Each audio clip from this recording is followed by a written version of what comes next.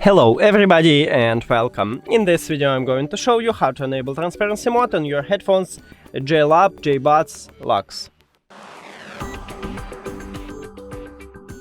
So basically we have a few options how to enable it. We can use an application or a gesture, a control.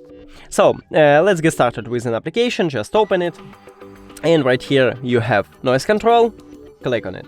So firstly we should enable it and click on Be Aware. This is transparency mode.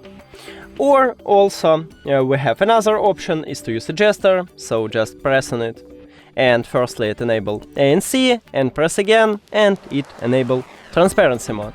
That's it. Thank you for watching this video. If you found it helpful, please consider subscribing to the channel and leave the like on the video. It's really important to us. See you later.